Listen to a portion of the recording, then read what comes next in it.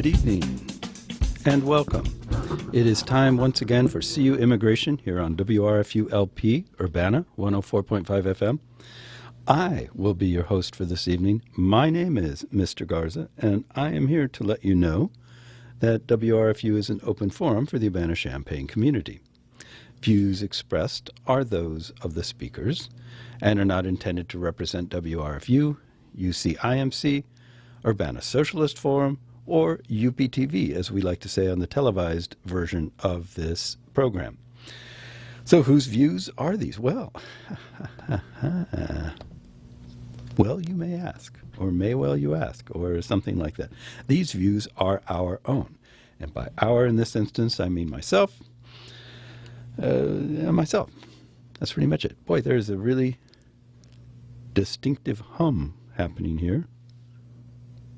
Wow, it's really loud. Anyway, you probably can't hear it. I don't know, maybe you can hear it. I remember in my last episode there was music playing in the other room, and I was wondering if you could hear it. And indeed, when I was editing the video, you could hear it. It was pretty loud. Now there's a big hum. Hum. Anyway, it's neither here nor there. I can't control it.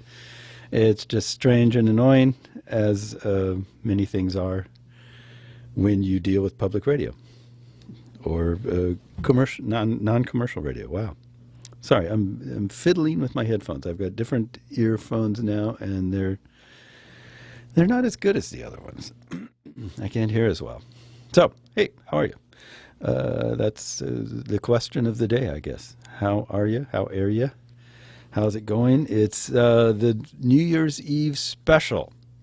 We're closing in on the end of 2018.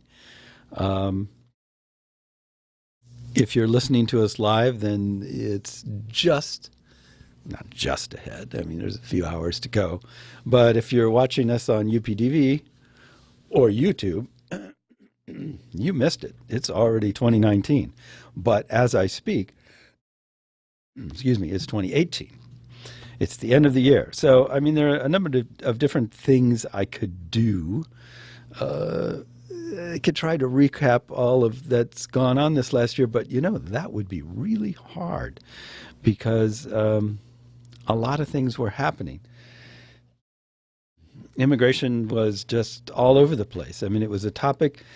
The thing is, immigration is, how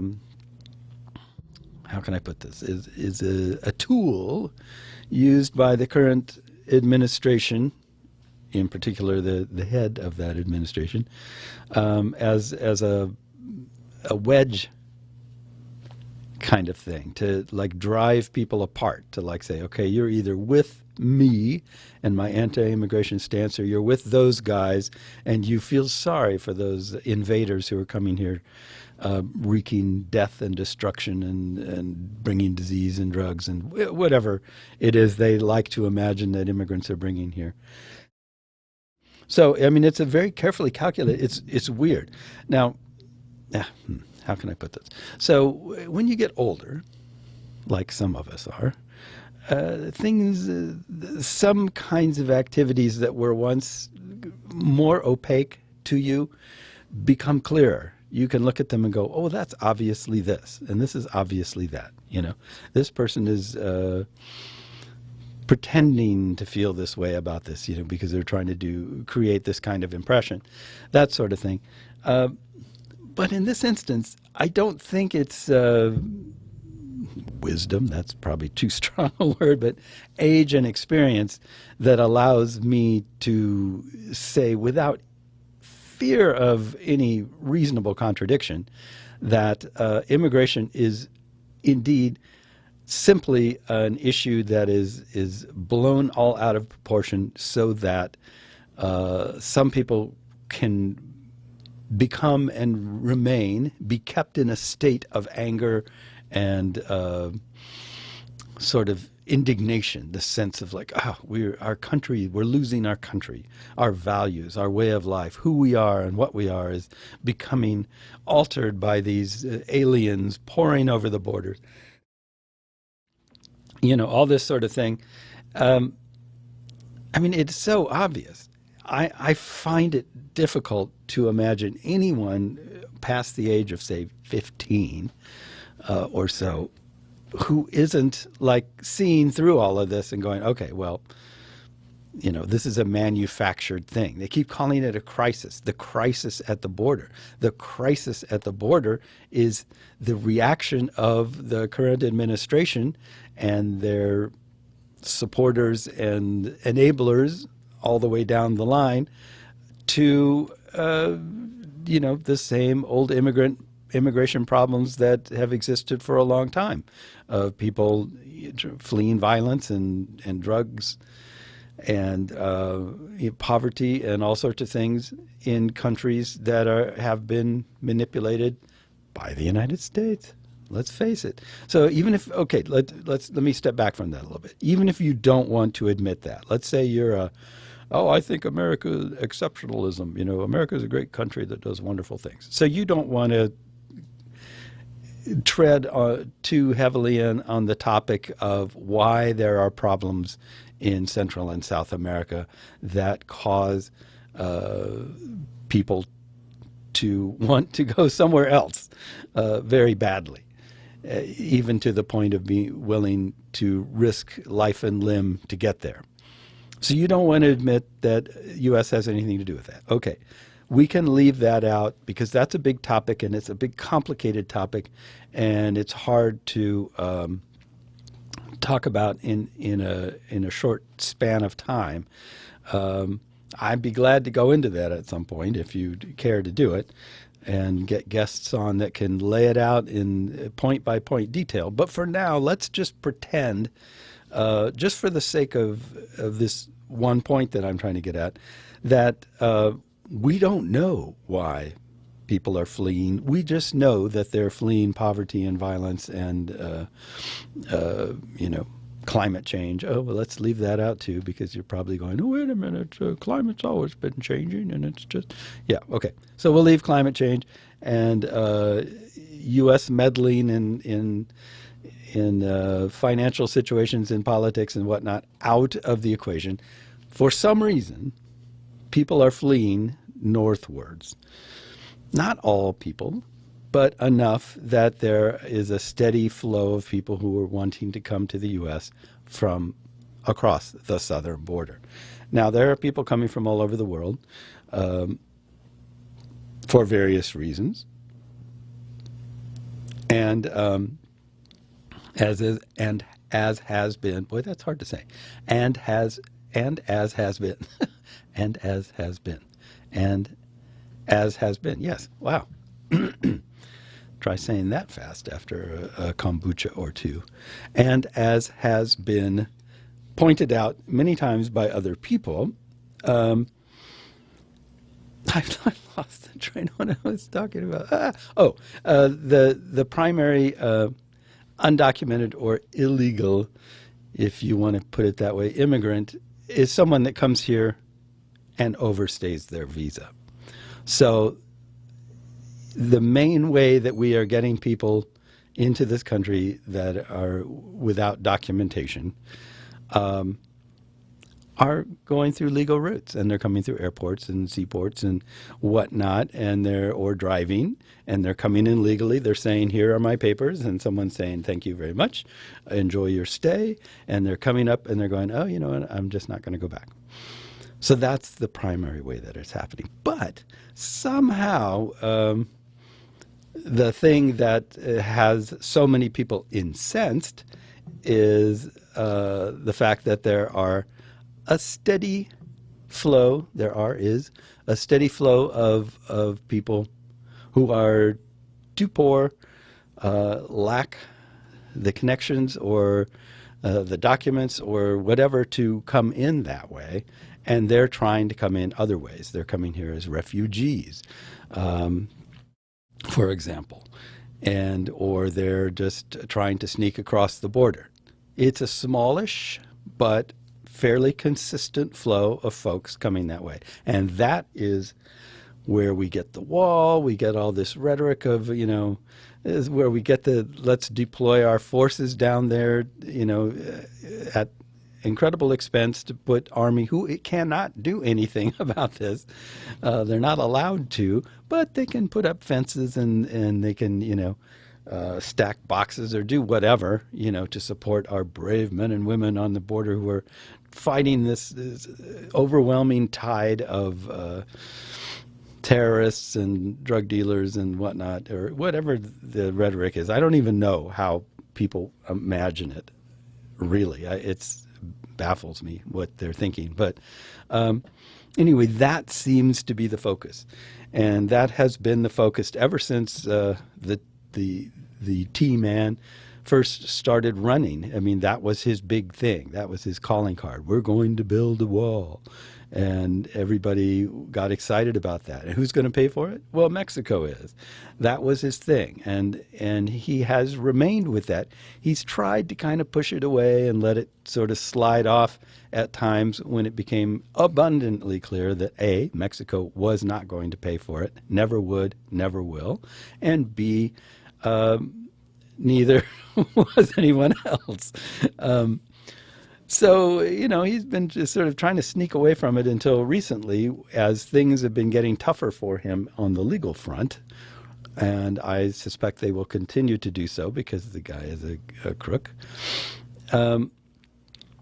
So suddenly, the wall is becoming this big thing again. So as we end 2018 and go into 2019, we have a partial government shutdown because Mr. T could not get funding for his wall in the appropriations bills that were being floated around and had been agreed on, actually had been voted in the House and the Senate.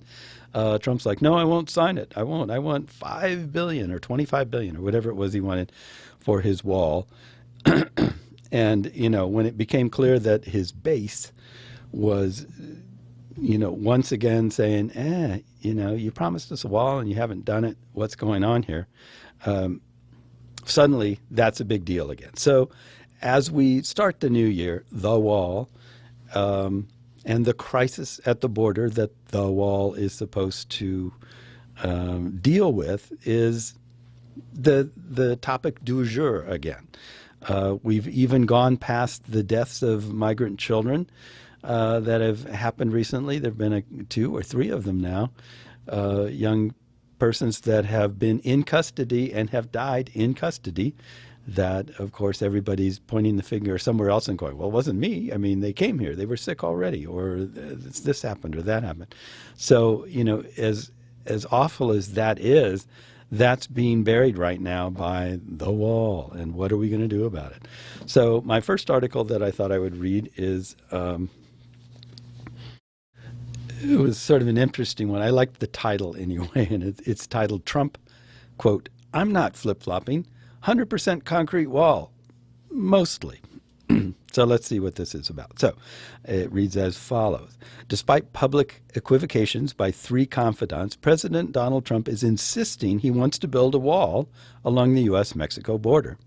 Quote, an all-concrete wall was never abandoned, in uppercase letters, all caps, tweeted Trump, whose demand for congressional funding to construct one has caused a budgetary standoff.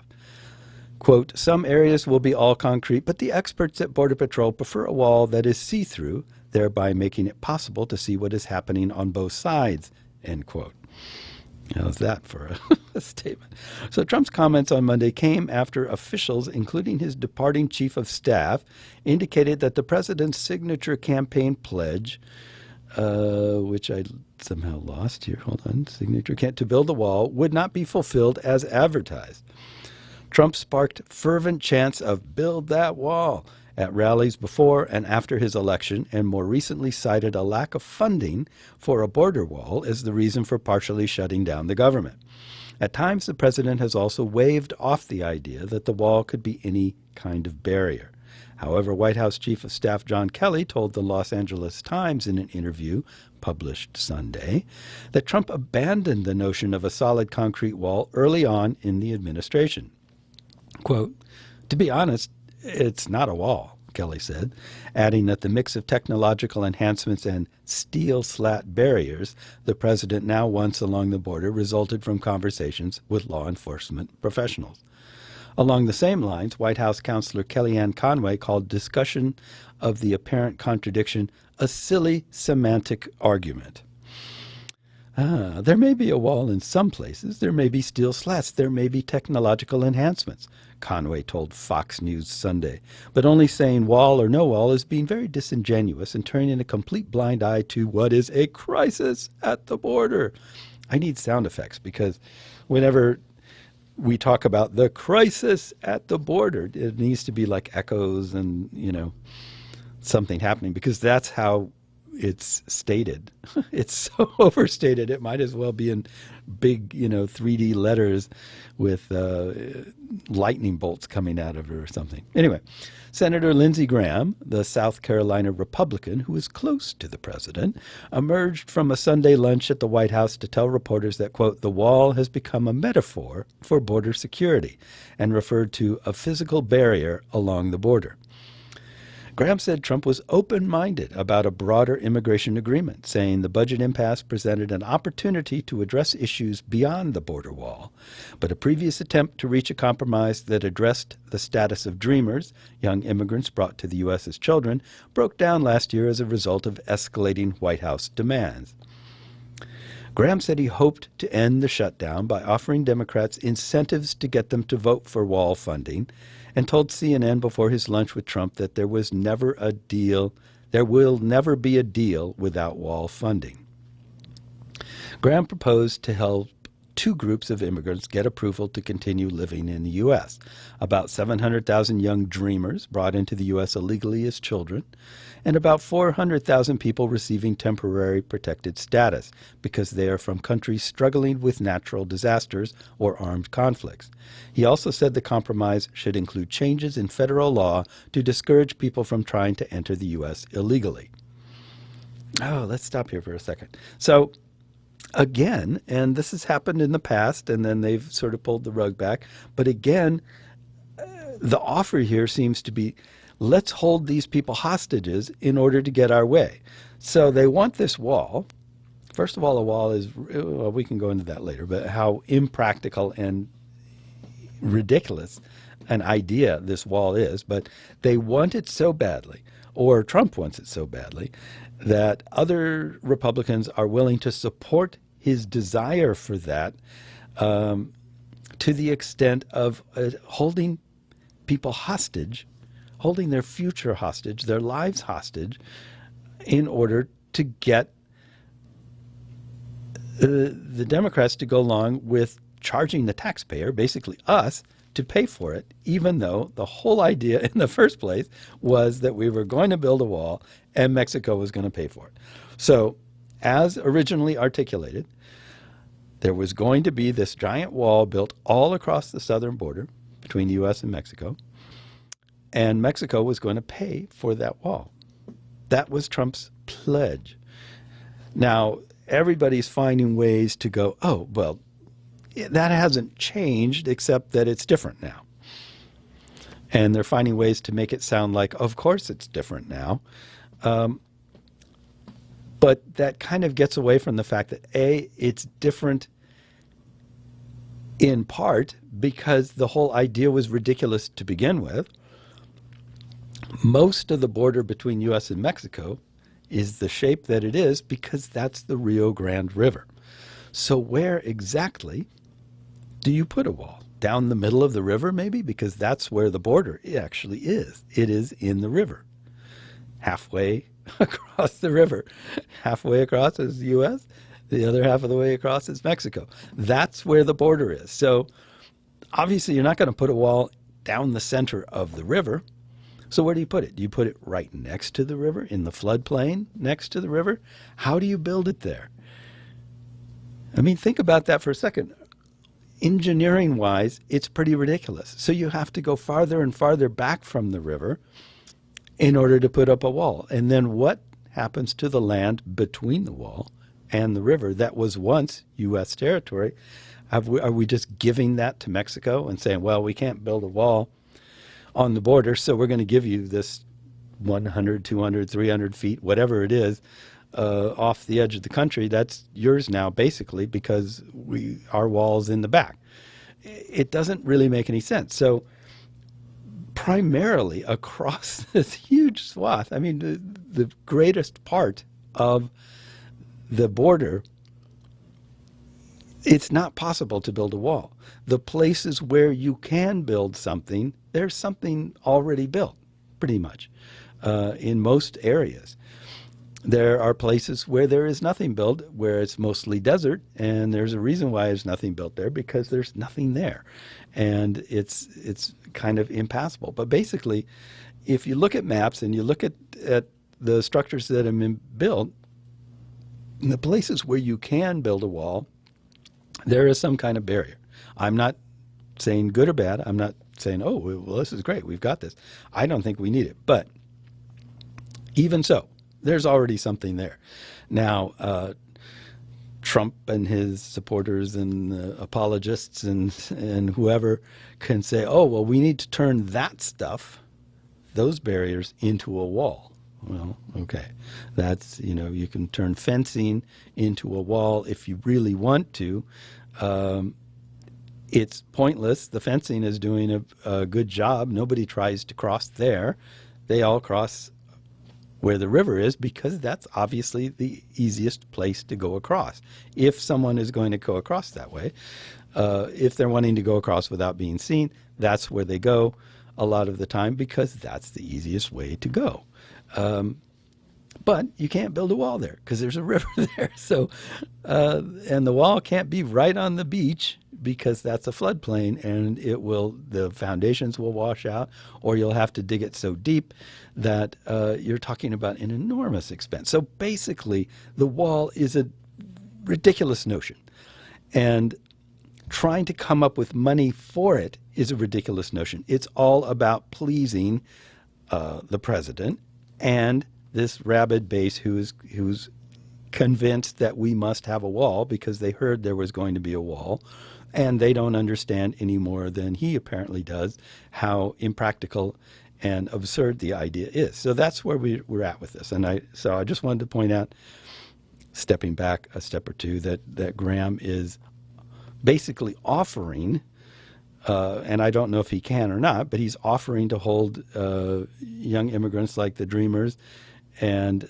people with temporary protected status, otherwise known as TANF, I think, hostage in order to get money for a wall that can't or won't or shouldn't be built. So, to continue the story, Democrats have a chance here to work with me and others, including the president, to bring legal status to people who have very uncertain lives, Graham said.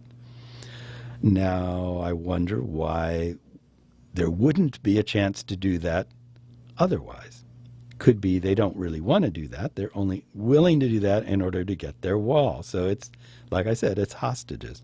Anyway, the partial government shutdown began December 22nd after Trump bowed to conservative demands that he fight to make good on his vow and secure funding for the wall before Republicans lose control of the House on Wednesday. Democrats have remained committed to blocking the Republican president's priority, and with neither side engaging in substantive negotiations, the effect of the partial shutdown was set to spread and to extend into the new year. In August 2015, during the presidential campaign, Trump made his expectations for the border explicitly clear as he parried criticism from rival Jeb Bush, the former former Florida governor, not former governor from Growida or whatever. Anyway, quote, Jeb Bush just talked about my border proposal to build a fence, he tweeted. It's not a fence, Jeb. It's a wall. And there's a big difference. Okay, so it's not a fence, it's a wall. Trump suggested as much again in a tweet on Sunday.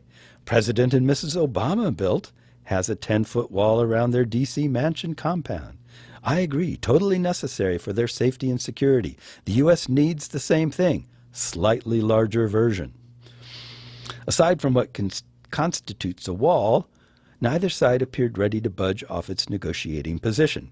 The two sides have had little direct contact during the stalemate, and Trump did not ask Republicans, who hold a monopoly on power in Washington until Thursday, to keep Congress in session. Trump tweeted Monday to Democrats, "Come back from vacation now and give us the votes necessary for border security, including the wall," end quote. Talks have been at a stalemate for more than a week after Democrats said the White House offered to accept $2.5 billion for border security. Senate Democratic leader Chuck Schumer told Vice President Mike Pence that it wasn't acceptable, nor was it guaranteed, that Trump, under intense pressure from his conservative base to fulfill his signature campaign promise, would settle for that amount.